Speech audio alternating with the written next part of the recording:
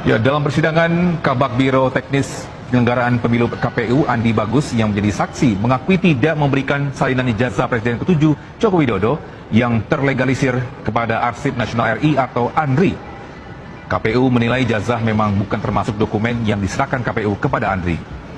Dalam persidangan sebelumnya, ANRI mengaku mendapatkan 17 dokumen dari KPU, namun tidak ada salinan ijazah calon presiden. Bukan produk ya? Ya. Produk dari kegiatan verifikasi. Ya. Pertanyaan kami, kegiatan verifikasi itu dilakukan nggak? Dan bagaimana tata cara dilakukan verifikasi ijazah? Calon presiden loh dan wakil presiden ini bukan main-main ini. Ini Ya. bukan Anda memverifikasi ijazah seorang calon camat atau calon RT, ketua RT. Ini calon presiden Republik Indonesia. Bagaimana tata cara sehingga kemudian keluar berita acara verifikasi? Iya. Kalau produknya ada, berita acara verifikasinya ada, artinya kan proses verifikasi sudah dilakukan. Kalau yang misalkan jawab di sini, Sudah cukup bahwa karena sudah ada berita acara berarti sudah berarti Iya, maksudnya itu, Mas. ya. Iya. Di situ silakan pemohon lanjutkan. Iya, Ada. tapi gini, tadi kan saudara katakan bahwa ada arahan dari pimpinan untuk Iya. tidak menjelaskan itu secara detail. Mhm. Saudara ini kan pegawai yang melakukan verifikasi. Iya. Saudara diberikan tugas nggak untuk melakukan verifikasi? Dari keterangan saudara kan, saudara adalah salah satu yang tugasnya melakukan verifikasi. Iya. Kenapa saudara tidak menjelaskan saja secara gamblang, ya, tidak usah bawa-bawa nama ada arahan dari pimpinan gitu. Ini kita membuka fakta, Iya. kita membuka justru yang selama ini terjadi di publik kan ada kekeliruan, ada ketidakjelasan, dokumen. Kenapa tidak Langsung dijelaskan? ini, ya kan ada berita acara verifikasi berarti ada verifikasi. Iya. Ya, sekarang siapa yang melakukan verifikasi? KPU kah atau sekretariat? Sekretariat. Sekretariat. Iya. Sekretariat itu siapa? Anda atau siapa? Petugas verifikasi. Petugas Ada Pokja verifikasi. Itu di bawah naungan divisi siapa? Divisi teknis berarti ada kegiatan verifikasi yang dilakukan oleh divisi teknis. Bukan pemohon. Ya, divisi teknis kan saudara ada di divisi teknis kan? Tadi Divisi penjelasan. teknis maksudnya anggota KPU divisi teknis maksudnya. Di bawah Berarti ada nggak sih kepastian gini? Berita acara itu kan satu berita hasil verifikasi. Iya. Kita kan juga belum dapat kepastian apakah berita acara itu hanya sekedar ditandatangani tanpa tidak dilakukan verifikasi, kan bisa juga. Namanya publik menduga-duga, sehingga kita ingin satu kepastian hukum di dalam persidangan ini supaya jangan lagi ada orang menebak-nebak di luar gitu. Ada berita acara verifikasi, tapi dipertanyakan kegiatan verifikasinya. Kapan kegiatan itu dilakukan? Siapa aja yang melakukan? Tiba-tiba sudah keluar berita acara verifikasi. Karena yang berkembang di publik, kan kita ingin menjawab nih informasi publik yang berkembang di luar sana. Pertanyaan saya sekali lagi, apakah verifikasi itu dilakukan dan bagaimana tata cara verifikasinya? Baik, kalau pertanyaannya apakah verifikasi itu dilakukan?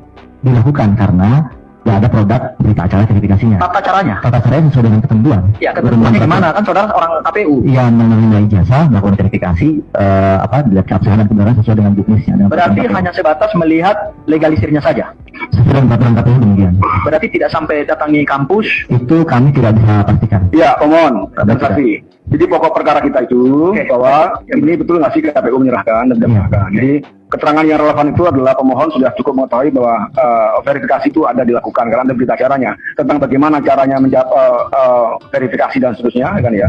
Itu menjadi bukan tidak relevan ya, tapi bukan domain dari pemeriksaan kita hari ini. Jadi silakan didalami alasan kenapa KPU tidak menyerahkan ijazah dan tidak menguasai berkas verifikasi. Silakan.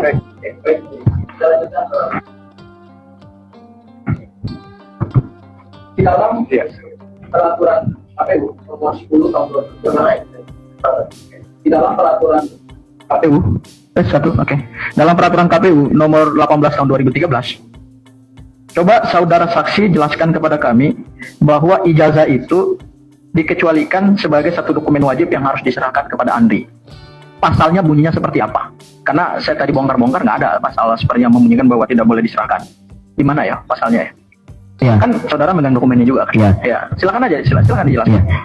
Di lampiran seperti yang tadi kami sampaikan, di lampiran 1 peraturan KPU 18 tahun 2013, lampiran 1 peraturan KPU nomor 18 tahun 2013, nomor 2 huruf B itu ada 8 dokumen yang masuk dalam kategori jenis arsip. Ada masa referensinya, ada lengkap dengan materi referensinya yang sebelah kanan itu. Ada yang permanen dan seterusnya. Artinya kalau permanen kan diserahkan ke Lampiran 1 nomor Romawi 2 huruf B, Majelis. Romawi 2 ya. Romawi 2 huruf B itu kan terkait dengan pencalonan ya. Ya betul. Di B1 itu kan disebutkan adalah Anda terima berkas pendaftaran persyaratan Nah, itu kebutuhan dan syarat dari calon presiden dan wakil presiden. Di mana ijazahnya? Iya, di mana ijazahnya? Tidak boleh disah, tidak boleh dijadikan sebagai. Di sebelah kanan itu kan ada masa retensinya, Iya. permanen dan seterusnya. Iya. Yang saya tanyakan kepada saudara saksi, ya, di mana disebutkan secara gamblang dan jelas bahwa ijazah itu tidak masuk dalam syarat pencalonan, ya tidak boleh diserahkan kepada ahli. Ya, karena ijazah tidak termasuk dalam 8 dokumen ini. 8 dokumen yang ada di situ. Enggak, tadi di depan saudara menjelaskan bahwa ijazah tidak diberikan kepada Andri karena itu adalah kebijakan KPU Ya. melalui keputusan KPU, Peraturan KPU. peraturan KPU ya kan nomor 18 tahun 2023. 2013. 2013 itu kan dasarnya itu Ya. tadi saudara menjelaskan. Betul. Gitu kan. Sekarang ditanya oleh pemohon, di mana ini yang bunyi-bunyian ijazah itu tidak harus diserahkan, Ya. gitu kan? Karena kalau kita baca lambaran 2 pemilu presiden dan presiden itu pencalonan, ya, Presiden. itu ada model BA dan seterusnya Ya. sampai dengan Akhirnya KPU mengakui bahwa ijazah Jokowi ini memang bermasalah ya dari awalnya ya, karena KPU sendiri tidak pernah melihat ijazah Jokowi yang aslinya. Jadi KPU ini hanya mendapatkan atau KPU menerima sebuah salinan ijazah saja, ya, ijazah yang dari Jokowi. Jadi ini tentunya hanya berbentuk fotokopi kan seperti itu ya. Jadi tidak diverifikasi atau tidak disandingkan ya ijazah tersebut sebenarnya tidak seperti sama yang aslinya, itu tidak tahu ya, berarti KPU juga ya. Dan ternyata di sini terungkap juga di persidangan bahwa memang KPU tidak menyerahkan dokumen-dokumen Jokowi itu ke Andri ya, ke Lembaga Kearsipan Nasional ya. Itu seharusnya menurut undang-undang itu KPU harusnya itu menyerahkan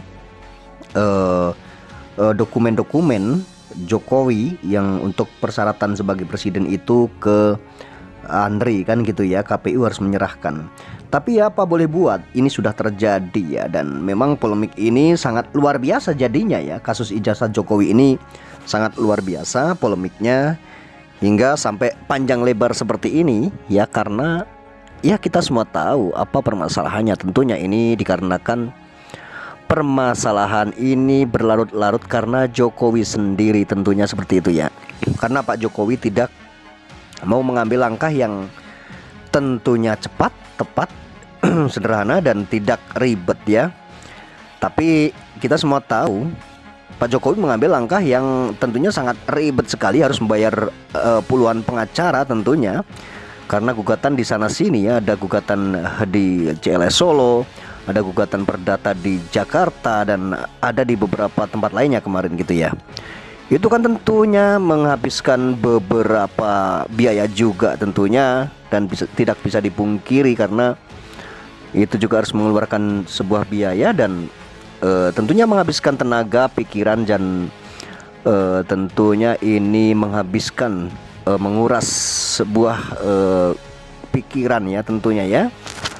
Tapi Pak Jokowi kenapa mengambil langkah itu ya, kita tidak tahu kalau motifnya di balik itu biar kasus ini berkepanjangan dan menjadi booming dan menjadi konsumsi masyarakat. Kita tidak tahu kalau motifnya ini, mungkin bisa jadi motifnya, dugaannya ya, karena agar nama Pak Jokowi terus diangkat dan menjadi populer kan gitu ya. Ini meningkatkan sebuah popularitas Pak Jokowi juga, mungkin bisa jadi seperti itu ya.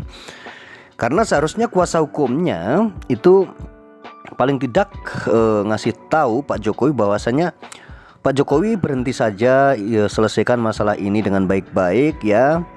Tunjukkan ijazahnya ya, harusnya menasihatin seperti itu ya. Tunjukkan ijazahnya biar permasalahan ini selesai, karena agar tidak terjadi perpecahan anak bangsa ya, tidak terpecah belah dan tidak berdebat terus-menerus. Harusnya kuasa hukumnya juga bisa menasihati seperti itu.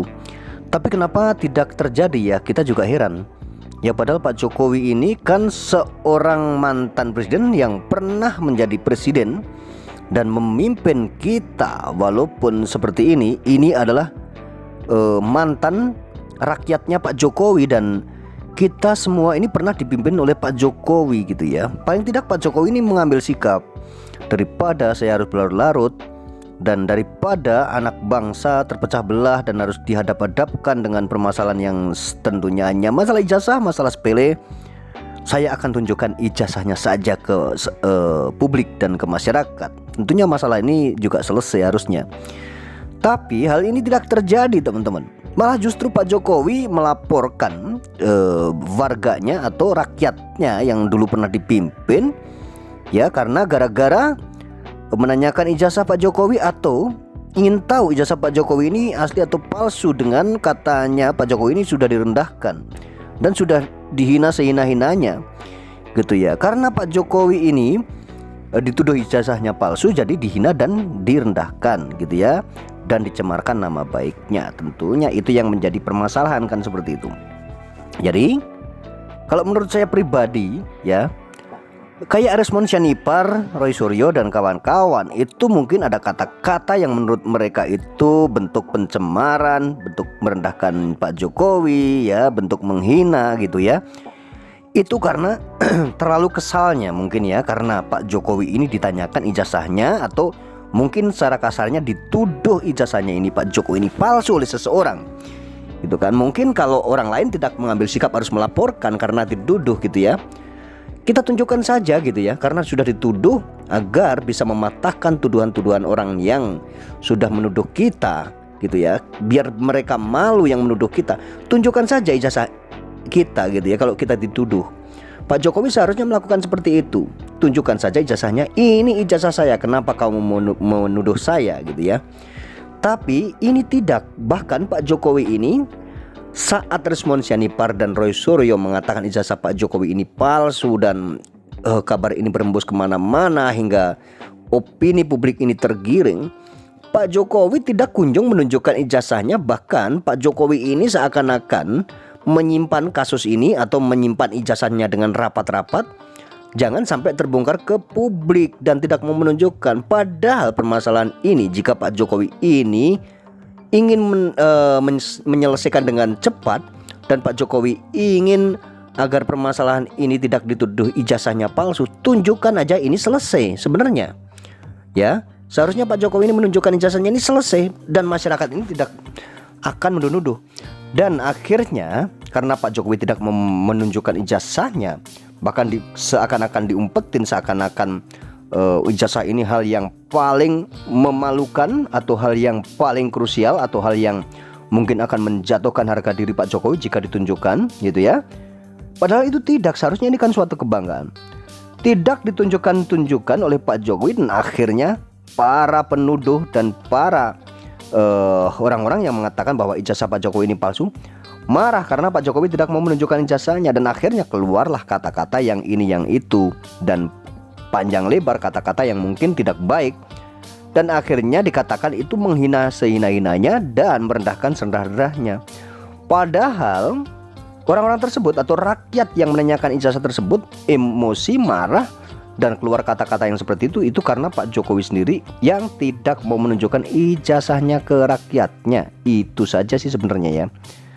Dan mereka ini sebenarnya tidak salah, ketiga orang ini gitu ya, menanyakan ijazah Pak Jokowi itu tidak salah, dan ingin tahu ijazah Pak Jokowi ini tidak salah gitu kan. Tapi mereka malah justru dilaporkan dengan gara-gara karena mereka dikatakan menghina, yang mencemarkan nama baik, memfitnah katanya seperti itu. Padahal hal itu seharusnya tidak perlu terjadi kepada rakyatnya yang harus dilaporkan, dijadikan tersangka dengan hanya karena selembar ijazah gitu ya. Tapi apa yang terjadi saat ini ya, kita semua tahu ya, kasus ini sudah berlanjut, bahkan banyak sekali drama-drama yang dibangun oleh tentunya pihak mana yang membangun drama-drama ini.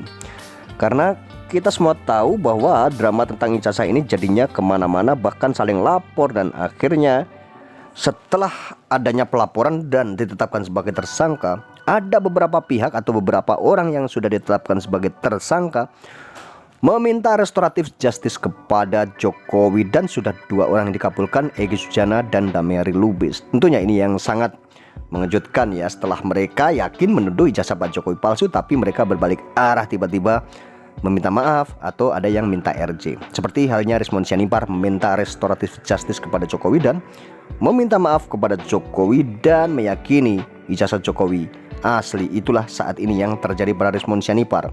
Itulah yang dinamakan Rismond telah menghinakan dirinya sendiri.